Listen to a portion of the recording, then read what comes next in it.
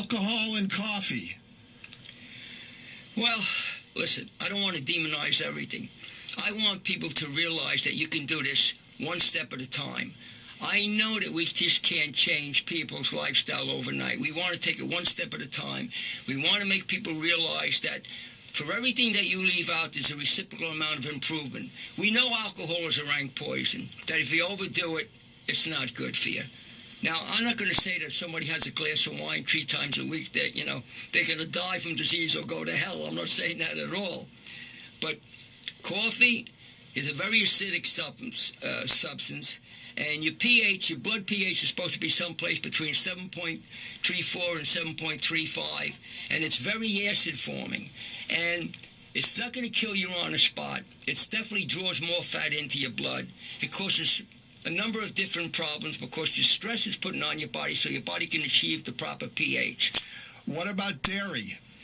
Dairy products, that's a bit of a problem here. If you look at the world epidemiologically, you'll see that the people that consume pasteurized dairy products have the most osteoporosis. The United States, we consume more dairy products than the whole rest of the world combined. We have more breast cancer, ovarian cancer, prostate cancer. We have more osteoporosis than the whole rest of the world combined. The calcium in dairy products, once you pasteurize it, is not going to solve our problem with osteoporosis. So if somebody wants to eat dairy products, they should eat cheese that have been aged or goat's or sheep cheese. But do we need it for bone strength? Absolutely not. There's numerous epidemiological studies, scientific laboratory studies that prove that that's not true. What you can and should eat, according to your nutritional guide in your healthy journey, are raw foods and small amounts of carbohydrates and animal proteins, although personally your mantra has been rah, rah, rah. Right. Well, as I said before, I got to a point when I was a young guy. When I was 19 years old, I was a 190-pound athlete.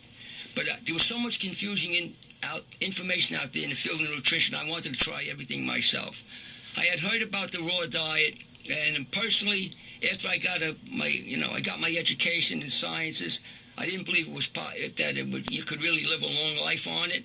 So I decided I wanted to try it, and I didn't think I would last very long when I was doing it because I thought it was going to be a complete failure. I found out it wasn't the case at all.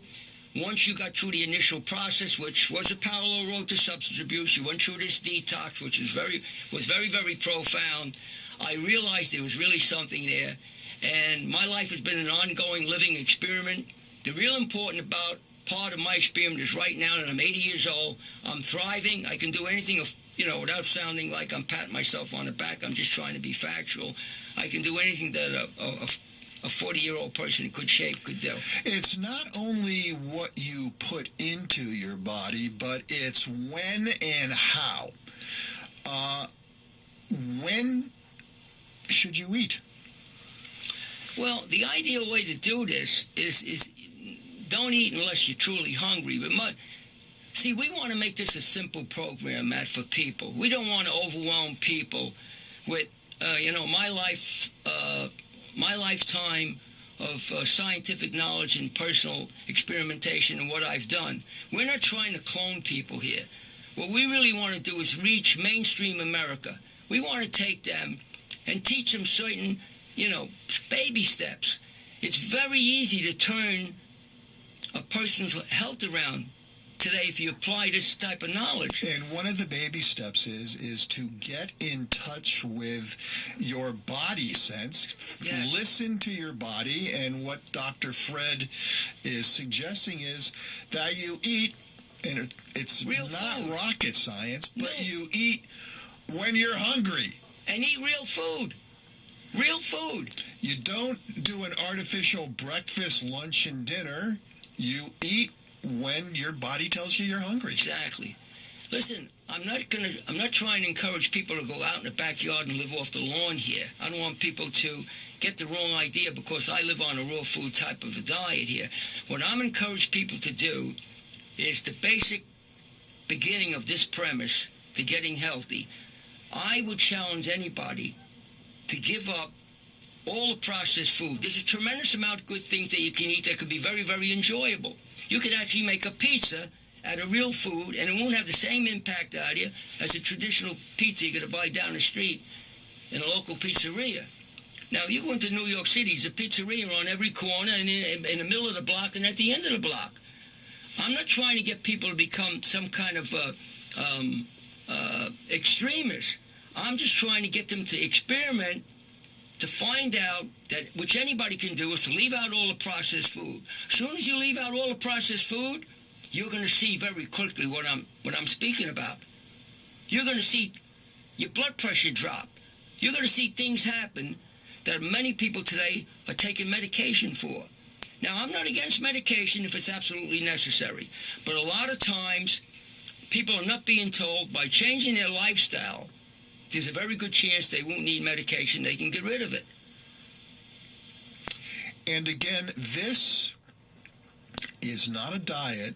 Not a diet.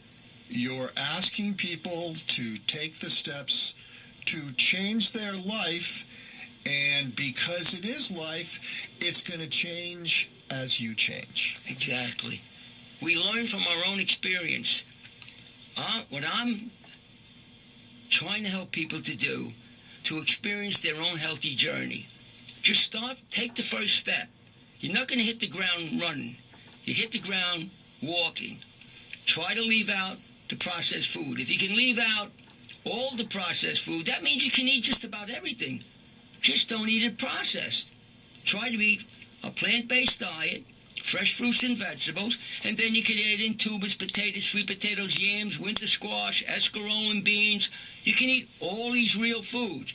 And then, if you can eat the animal protein, we try to create parameters that people can live within. If you're going to eat the animal protein, it's got to be clean, though. That's the key. Hormones, pesticides, agrochemicals. What's killing us is the chemicals. And a good deal, 70,000 of these chemicals are coming with our food, Matt. When we come back, more about how you can embark on your own healthy journey. After we pause for these words, you're tuned to the Boston Sunday Review.